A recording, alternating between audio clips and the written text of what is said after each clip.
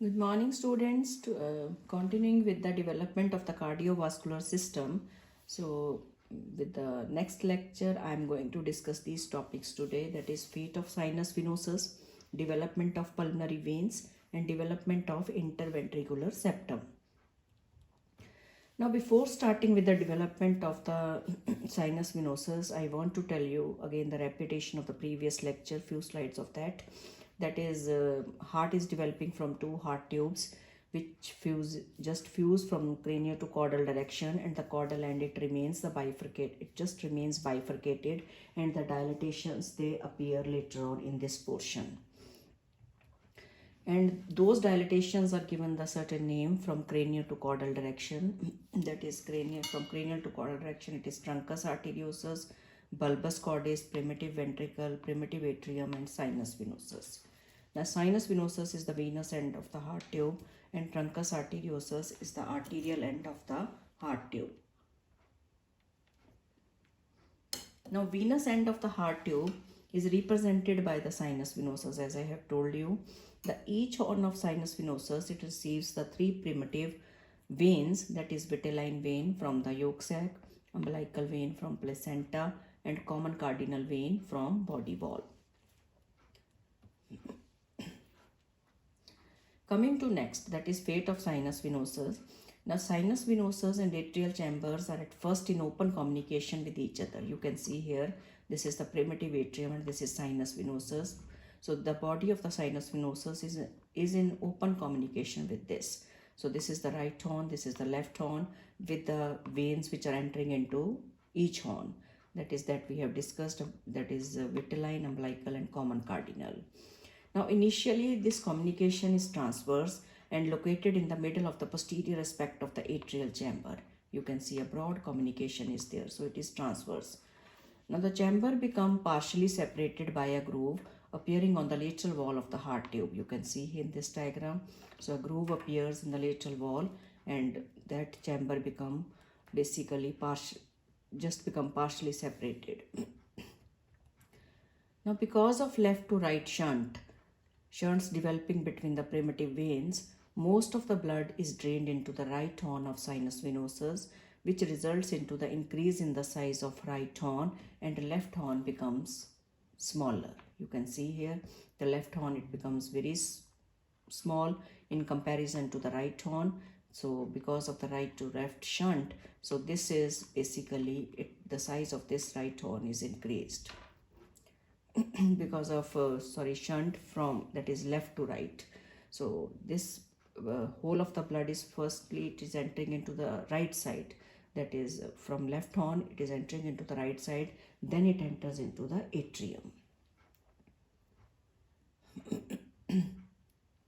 Now, right groove remains shallow, but left one becomes very deep, as a result of which left part of the sinus venosus become completely separated from the atrial chambers.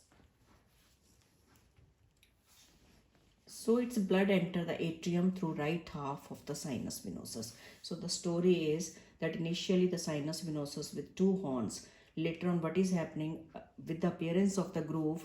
So, that left horn, it appears to be the part of right horn. So, the blood which is received by the left horn, by the primitive veins. So, firstly, it is entering into the right horn before it enters into the atrium. So, that is the crux of the story. Now, as the left horn of the sinus venosus and its tributaries they become much reduced in size, and left horn just appears to be the tributary of right horn of the sinus venosus. You can see here. Now, this left horn, it appears to be the tributary, one of the tributaries, as it is receiving the three main tributaries. Now, it seems that it is again another tributary of the right horn. This is because of the development of the enlargement of the right horn of sinus venosus and reduction in the size of left horn of sinus venosus. Now, the orifice which was present between the atrium and the body of the sinus venosus, so which was initially transverse, it becomes vertical and shift towards the right, and it is guarded by right and left venous valves. And these venous valves, they join at the upper end to form the septum spurium. The formation of the septum spurium we have discussed in the previous lecture during the development of interatrial septum development. You can recall this diagram. So here the septum primum is coming, but on the right side the septum spurium is there. You can see here. So this septum spurium is nothing, that is just enclosed by the venous valves, and these venous valves they fuse on the superior side to form the septum spurium. Now after the formation of the interatrial septum, the sinus venosus is absorbed into the right atrium. You can see, so initially it is a tributary for the right atrium. Slowly and slowly the absorption is happening and it becomes the part of the wall of the right atrium.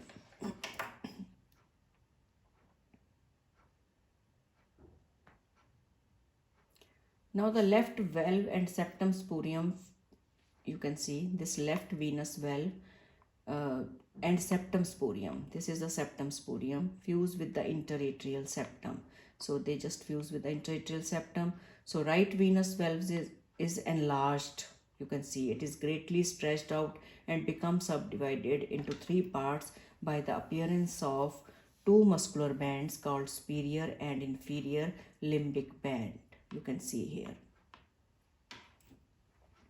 Now if we just study the previous slide, you can see here with the fusion of this, it is receiving this right common cardinal vein is contributing to the formation of the superior vena cava.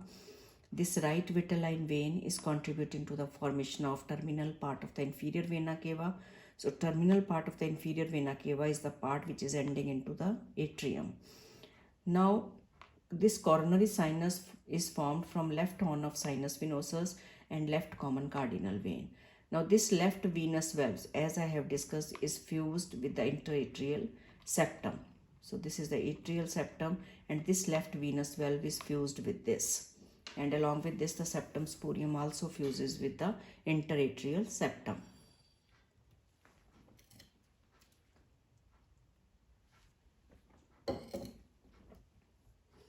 Now three parts of right venous valves from above downward formed are crista terminalis, valve of inferior vena cava and valve of coronary sinus. Superior and inferior limbic bands they appear. So these parts they just form, this is the opening of superior vena cava, this is the opening of inferior vena cava, this is the opening of coronary sinus. So three parts of the right venous valves from this side to this side, what we call it as, this is the crista terminalis. You must have seen the ridge in the right atrium. So that is the crista terminalis. Then valve of inferior vena cava.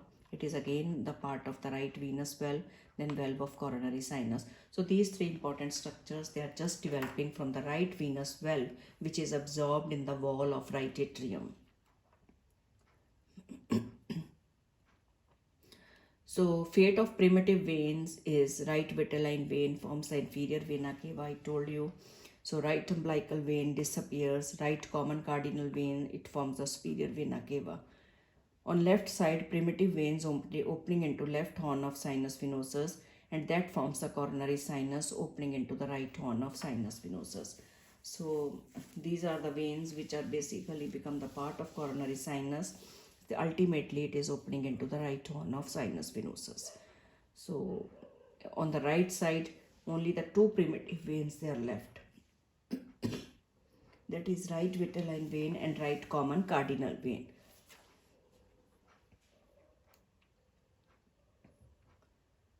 Now coming to the fate of the pulmonary veins.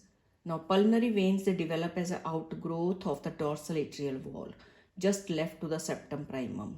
So at that level, the outgrowth of the atrial wall is happening. Means, so growth is towards the outer side. Initially, you can see there is a single pulmonary veins open into left half of the atrium. When we trace that vein distally, it becomes or divides into right and left branch. Now each of which again bifurcate to drain the corresponding lung butt. You can see further it divides, that is for right and left lung. So these are further divided and further absorption of it into the atrial wall. So they become the separated pulmonary veins, you can see.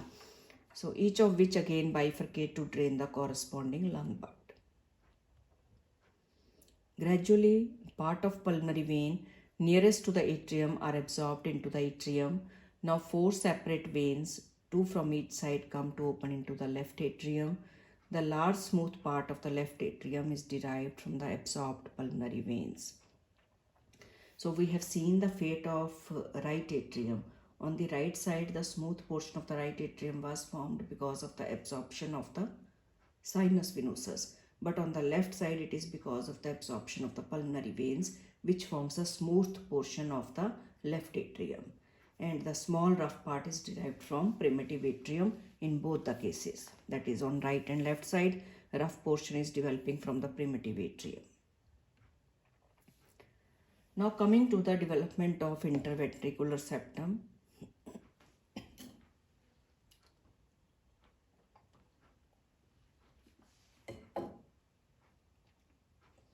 Now it basically, this interventricular septum is consists of 3 parts, that is muscular, then comes the membranous, and then comes the bulbar part.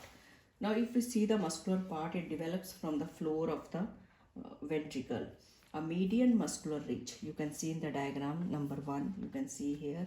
So this is the median muscular ridge, which is just grows upward from the floor of the primitive ventricle near its apex and reaches up to the AV cushion. So this is the portion of the AV cushion. It is moving towards that side. Now present in oblique plane, and its upper margin is concave. You can see in the diagram. So its upper margin is concave. Now next is the bulbar part, which develops from the right and left bulbar ridges. So from the right and left bulbar ridges it is developing, and they grow and approach each other to fuse together to form the bulbar, develop into the form bulbar part of the interventricular septum. So this bulbar portion is developing from the right and left bulbar ridges. So these bulbar ridges are developing in the distal portion of the bulbus cordis. So once they just grow and they fuse together and they form the bulbar portion of the interventricular septum. And the membranous portion is formed by the proliferation of the tissue from the right side of AV cushion. Now if we see the diagram, so this is the muscular portion which is just developing from the floor of the ventricle. This is the bulbar portion which is developing from the bulbar ridges and they fuse in the center. So in this central portion, this membranous portion is just developing because of the proliferation of the tissue that is of the right side of the AV cushion. So that fills the gap. Now this is one section which is taken from the, you can say, side view, in which the atrium and ventricle cavities, they are visible, and this is the communication between atrium and ventricular. So this is the section which is taken from the front side. If we dissect the heart from the front side, from the floor, this interventricular septum is developing. So this is the point of AV cushion and this is the bulbar portion. So this middle portion is membranous, and most of the defect when they are seen in the ventricular septum, so that is because of this membranous portion. Now once this complete partition of the cavity is happening, so this is the cavity which you can say as a curtain which is present between the two cavities. So on one side there is one cavity, and opposite to these 3 structures another cavity is there. So in another sense you can see you have taken the section from the side in which both the atrial and ventricular cavities are visible. But in this portion you can appreciate this whole of the septum is dividing the ventricular cavity into 2 portions. So this is the outflow part of the right ventricle from the conus.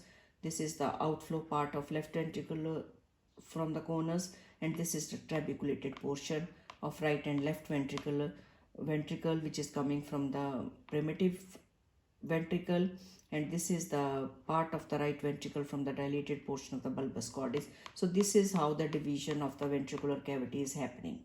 We know it that bulbus cordis is also contributing, but primitive ventricle is also there. But in this portion, if we see the outflow portion and inflow part is there, so that outflow part is again just separated by the development of this septum which is present, or interventricular septum, which divide the whole of the ventricle into a cavity. So this is important. Again, a diagram showing the interatrial septum and interventricular septum in both this you can see. So you can say crux of the story is septum primum, septum secundum, foramen ovale, then fusing with the AV cushion, then comes the proliferation of the AV cushion is forming this portion, that is the membranous part, and this is the part which is coming from the floor of the ventricle. So this right portion, and later on rest of the gap is filled by the bulbar septum that is developing from the bulbar ridges. Now if we know the development of this portion, so definitely we can understand that where the ventricular septal defect can happen. So this is the site where ventricular septal defect is seen.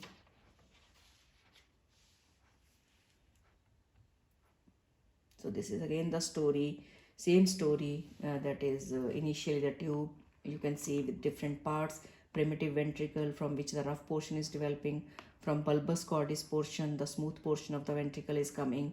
This is the atrium, primitive atrium from which the rough portion of the atrium is coming, that is of each atrium, that is in both the atria the rough portion is coming from this primitive atrium, and the smooth portion on the right side is formed by the sinus venosus because right horn is continuing with the right atrium, but on left side the smooth part of the atrium is formed by the absorption of the pulmonary veins. So same story is here. So bulbous cordis and inflow and outflow part, and later on the truncus arteriosus with the appearance of the septum.